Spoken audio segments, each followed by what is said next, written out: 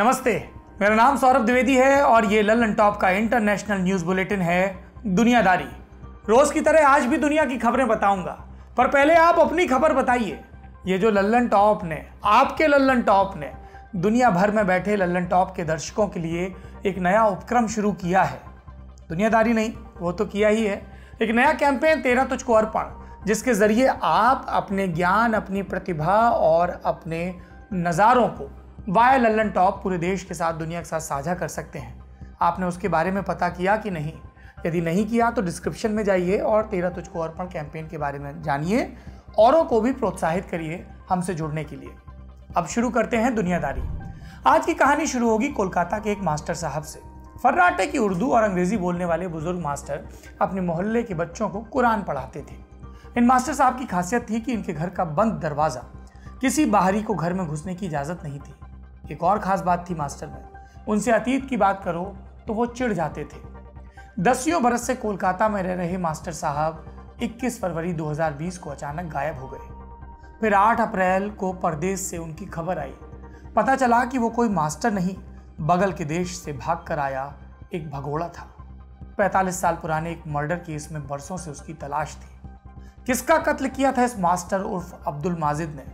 उसने कत्ल किया था बांग्लादेश के राष्ट्रपिता शेख मुजीबुर रहमान और उनके परिवार का। यह हत्या की गई थी 15 अगस्त 1975 की सुबह। अब्दुल माजिद उन 12 लोगों में था जिन्हें बांग्लादेश की कोर्ट ने शेख मुजीब की हत्या का दोषी मानते हुए फांसी की सजा सुनाई थी। इनमें से 5 को फांसी दे भी दी गई, बाकी के 7 फरार थे। इन्हीं फरार भगोड़ों में से एक था अब्दुल माजिद। और पता है माजिद की गिरफ्तारी पर बांग्लादेश ने क्या कहा?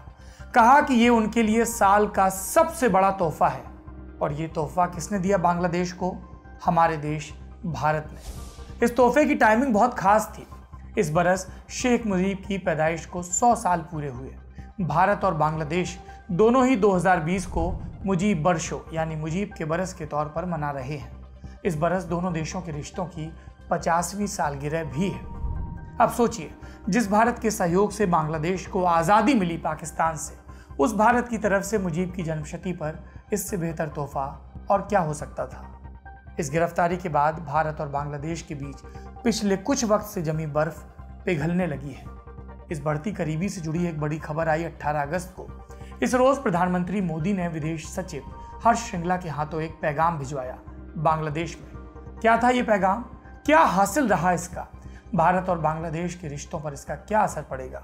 और इन सब से चीन का क्या कनेक्शन है? दुनियादारी में आज ये जानेंगे।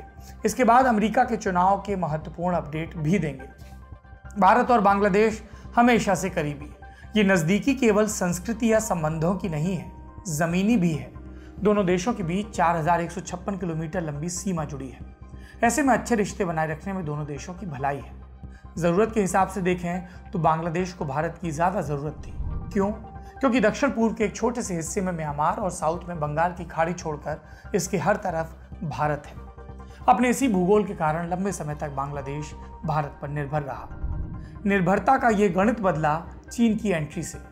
नई सदी में आकर चीन ने दक्षिण एशियाई देशों के साथ रिश्ते बढ़ाने की कोशिश की। चीन का मुख्य एजेंडा था भारत की पड़ोसियों को अपनी तरफ करना। पाकिस्तान तो पहले ही चीन की तरफ था, फिर नेपाल में भी उसका दबदबा बढ़ा। अब अगर बांग्लादेश भी चीन के साथ हो लेता है तो भारत चारों तरफ से घिर जाता। ऐसे में बांग्लादेश को रिझाने के लिए चीन ने वहां पर वही पुरानी ट्रिक अपनाई जो श्रीलंका में अपनाई या पाकिस्तान में या कहीं और, खूब निवेश करना। 2016 में खुद राष्ट्रपति शी जिनपिंग बांग्लादेश पहुंचे। इससे पहले 1986 में चीन का कोई राष्ट्रपति यहाँ गया था। क्या चीन के साथ करीबी बढ़ाकर बांग्लादेश भारत से दूर होना चाहता था? ये एक सवाल पूछा जाने लगा। इसका जवाब है नहीं। बांग्लादेश को चाहिए थी बार्गेनिंग पावर। उसे पता था कि चीन और भारत की आपस में होड़ है, इस होड़ से उसकी अहमियत बढ़ जाएगी।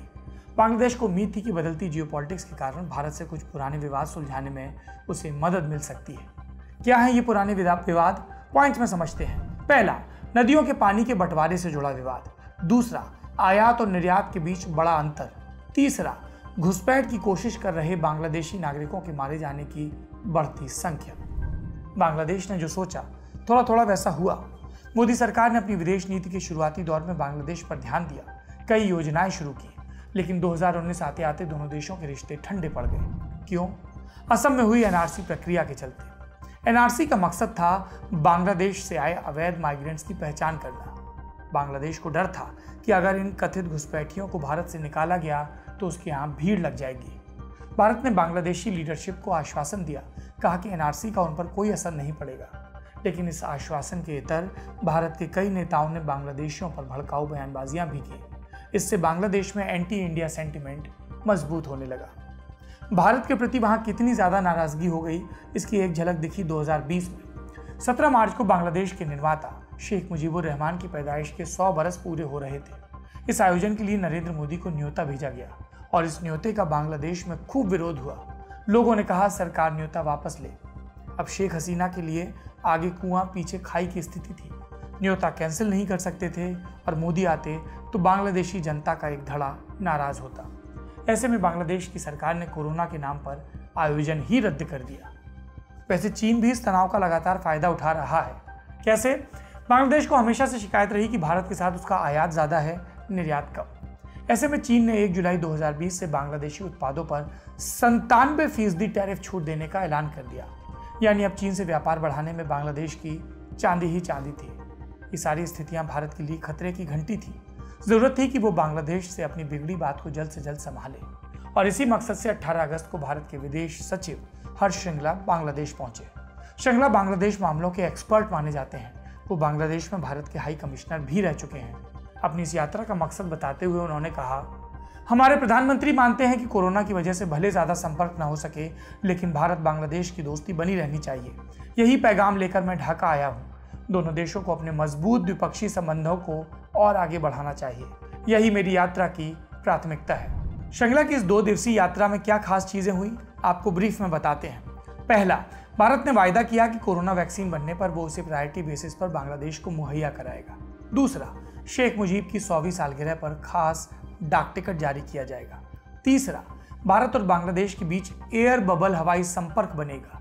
एयर बबल मतलब महामारी के दौरान भी दोनों देशों के बीच हवाई यात्रा हो सकेगी। अगला, बांग्लादेश ने रोहिंग्या शरणार्थियों के मुद्दे पर भारत से मदद मांगी थी। भारत ने मदद का आश्वासन दिया है। इसके अलावा विदेश मंत्री स्तर की वार्ता शुरू करने और कोरोना की वजह से घटे व्यापार को पटरी पर लौटाने की भी बात हुई। रेल, जल और तटीय संपर्क बढ़ाने पर भी विमर्श हुआ। हर्ष श्रृंगला की इस औचक यात्रा से बांग्लादेश खुश है, भारत भी खुश है। और पता है, कोरोना फैलने के बाद शेख हसीना किसी विदेशी से नहीं मिली, यहाँ तक कि बांग्लादेश के भी बहुत कम लोगों से मिली। लेकिन श्रृंगला की औचक यात्रा को हाथों हाथ लेते हुए उन्होंने खूब देर तक बात की। जानकार कह रहे हैं कि ये अच्छा संकेत है। भारत को इसी तरह दोस्ताना माहौल रखना चाहिए ताकि नेपाल और श्रीलंका की तरह बांग्लादेश में चीन को बढ़त ना मिले। ये था दुनियादारी में आज का बड़ी खबर का हिस्सा। इस एपिसोड में हमने एक और प्रयोग किया है। आज सुर्खियां नहीं है, इसकी जगह एक दूसरी बड़ी खबर है, यानी डबल बड़ी खबरें। दूसरी बड़ी खबर अमेरिका से जुड़ी है। यहाँ डेमोक्रेटिक पार्टी का राष्ट्रीय अधिवेशन चल रहा है। डेमोक्रेटिक पार्टी बहुत मोटा माटी समझ लीजिए वही पार्टी जिसमें बराक ओबामा थे या बिल क्लिंटन थे। हर चुनावी साल में अमेरिका की दोनों मुख्य पार्टियां, डेमोक्रेटिक पार्टी और रिपब्लिक पार्टी, अपना अपना नेशनल कन्वेंशन करती हैं। अब ये रिपब्लिक पार्टी कौन सी है? जिसमें डोनाल्ड ट्रंप हैं या इससे पहले जॉर्ज बुश थे। ये नेशनल कन्वेंशन में क्या होता है? इसमें दोनों पार्टियां अपने आधिकारिक उम्मीदवार के नाम पर फाइनल मुहर लगाती हैं। इसके अलावा पार्टी के बड़े नेता चुनावी भाषण भी देते हैं, बताते हैं कि उनकी पार्टी के उम्मीदवार में क्या खासियत है, क्यों उसको अगला राष्ट्रपति बनना चाहिए।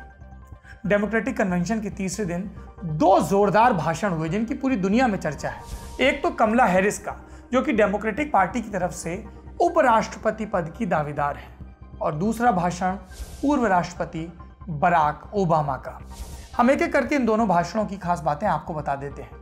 सबसे पहले बारी कमला हैरिस की। कमला हैरिस ने 17 मिनट तक बात की और इस दौरान भारत से अमेरिका आई अपनी मां श्यामला गोपालन का काफी नाम लिया। कमला ने कहा, एक औरत है जिसकी कहानी आप नहीं जानते। ये वो महिला है जिसने अपने कंधों पर मुझे खड़ा किया। वो औरत कोई और नहीं, मेरी मां श्यामला गोपालन हैरिस है। वो 19 बरस की उम्र में कैंसर का इलाज खोजने का सपना लेकर America I. University of Berkeley में मेरे पिता डोनाल्ड हैरिस से मिली। ब्लैक राइट्स मूवमेंट के दौरान अमेरिका की सड़कों पर रैली निकालते हुए उन्हें प्यार हुआ। मेरी मां ने मुझे अपनी पहचान पर गर्व करना सिखाया, मुझे एक मजबूत ब्लैक महिला बनाया। मां ने मुझे और मेरी बहन माया को अपनी हिंदुस्तानी विरासत पर भी गर्व करना सिखाया। काश मेरी मां होती आज यहाँ। मुझे पता है कि वो स्वर्ग में बैठी मुझे देख रही होंगी।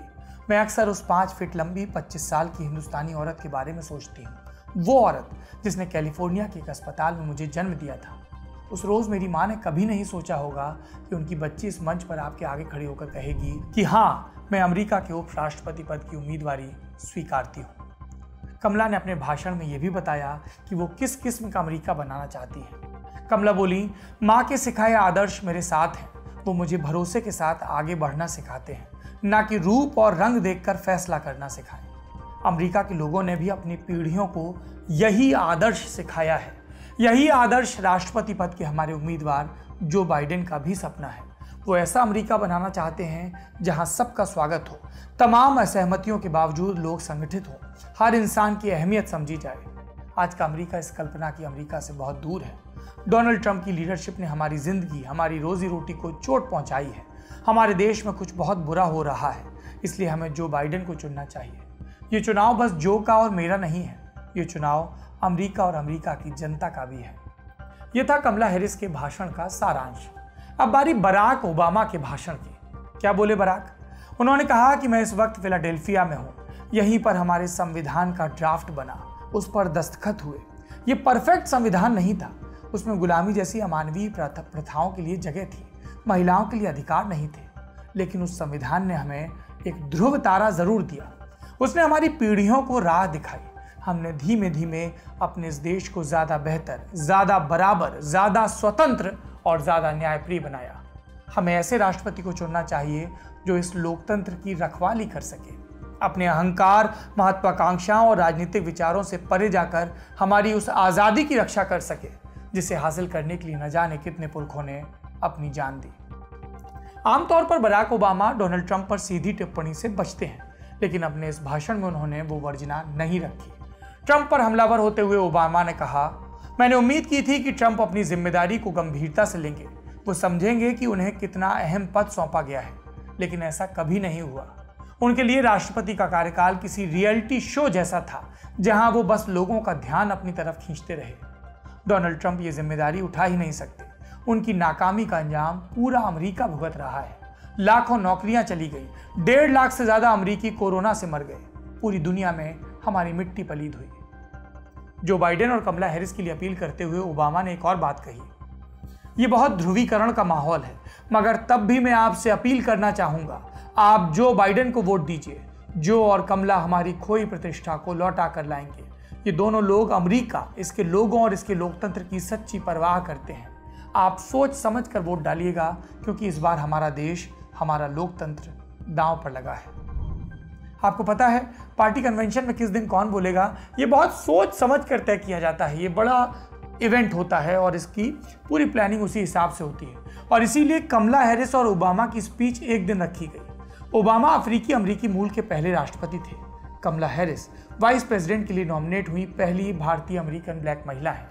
नस्ली सोच वाले अमेरिकी संविधान निर्माताओं ने इस दिन की कल्पना नहीं की होगी, लेकिन इसमें भी अमेरिका की तारीफ है कि बाद में लोगों ने अपने संविधान में तब्दीली की और उसको सर्वसमावेशी बनाने की तरफ आगे बढ़े।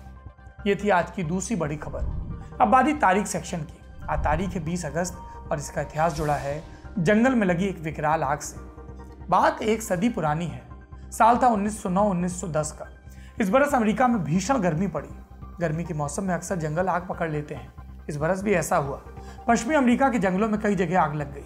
पहले भी छोटी मोटी आग लगती थी, काबू पाया जाता था, लेकिन 20 अगस्त 1910 के दिन हुआ क्या कि खूब तेज हवाएं चली और हवा के चलते देखते ही देखते अलग अलग हिस्सों में लगी आग एक विकराल दावानल में तब्दील हो गई। ये आग इतनी भीषण थी कि आइडिहो और मोंटेना प्रांत के 30 लाख एकड़ में फैले जंगल स्वाहा हो गए, वो भी सिर्फ 2 दिनों के अंदर। जंगलों से उठता धुआं लगभग 3200 किलोमीटर दूर बसे न्यूयॉर्क शहर तक पहुंचा। आग के चलते करीब 7500 करोड़ रुपए की लकड़ी जल गई। 87 लोग भी जलकर मरे। इसमें से ज्यादातर आग बुझाने आए दमकल कर्मी थे। अमेरिका के इतिहास में ये आग कहलाती है द ग्रेट फायर ऑफ 1910। ये था तारीख सेक्शन। अब बारी हमारे विश्व कविता सेक्शन की। आज इसमें आपको सुनाएंगे विश्व विख्यात कवि पाब्लो नेरूदा की लिखी एक नज़्म कविता। हिंदी में इसका अनुवाद किया है सवाई सिंह शेखावत ने। इसका शीर्षक हिंदी में है सादगी। कविता सुनिए और तेरा तुझको अर्पण से ज़रूर जुड़िए। ये प्रोजेक्ट हमारे दिल के बहुत करीब है। दुनिया भर में बसे भारतीयों की मांगों को, उनकी प्रतिभा को, उनको साथ में जोड़ने के मकसद के साथ इस कैंपेन को क्रिएट किया गया है। यदि आपको तेरा तुझको अर्पण के बारे में कोई भी जानकारी चाहिए तो हमें मेल करें। हमारा ईमेल आईडी है TTA, तेरा तुझको अर्पण का शॉर्ट फॉर्म TTA.lallantop@gmail.com। शुक्रिया। खामोशी है ताकत, मुझे बताते हैं पेड़, और गहराई बताती हैं जड़ें, और शुद्धता बताता है आटा। किसी पेड़ ने नहीं कहा मैं सबसे ऊंचा हूँ, किसी जड़ ने नहीं कहा मैं पाताल से आती हूँ, और कभी नहीं कहा किसी रोटी ने कुछ भी नहीं है रोटी जैसा। आपको सेहतमंद बनाने, हेल्थ की दुनिया के सब हाल बताने, आपको आपकी बॉडी के और करीब लाने, एक्सपर्ट्स के जरिए आपकी अवेयरनेस चमकाने, तंदुरुस्त रहना होगा नई लत। देखिए द लल्लन टॉप पर सेहत, सोमवार से शुक्रवार रोज 12 बजे।